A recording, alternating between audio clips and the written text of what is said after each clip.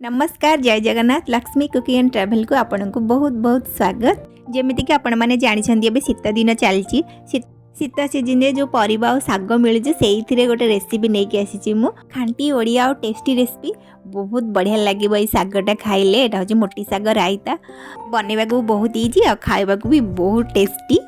चलते बे रोषे आरंभ करवा।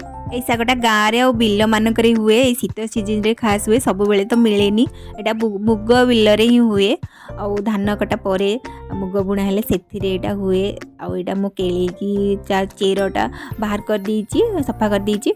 यहाँ जमती पिता साग जमती से परिका माने हुए जमती चेर लगी था पिता सागर से भाया सागटा यहाँ को आम सफा करके रखीदे। मसला करवा से गोटे चामच सोरिष गोटे चामच जीरा और 2टा सुखिला लंका और किसी रसुण देकिना पानी देकी बतुरे किस समय रखिके बाटिकी नहीं आसिली। देखो मसला आमर रेडी हो गला। एबे सब परिबा जहाँ पकेबा जमती शीत सीजन रे ये सागटा हुए से सीजन परिबा ही टिके पड़े जमती शिंब और सारू कंटेमुंडी बाइगण एमती परिबा सब पड़े। मुझे जहाँ जहाँ सारू शिंब कखारू ये सब पकई कि शिंब ए पकईनी आ फुलकोबी पकेले चलो।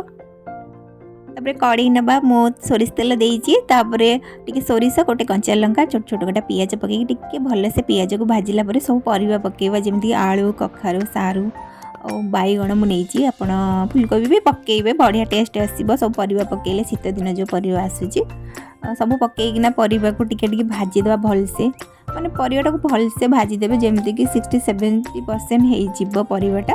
तापर आम सोरिष बटा को देदेबा तो लुण पड़ो हलदी गुंडा ये पड़ोनी यहाँ एमती बिना हलदी रांधती।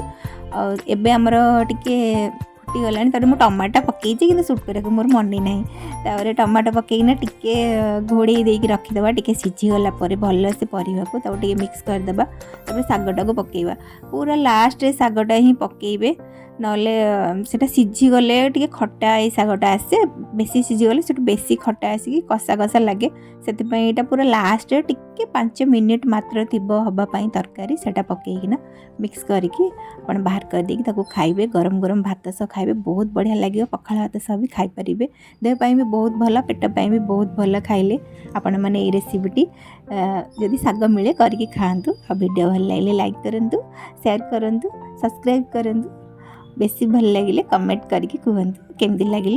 आपण मान आड़े जदि सागटा थी आपण मैंने जदि करके खाऊे मत कमेंट कहींपारे।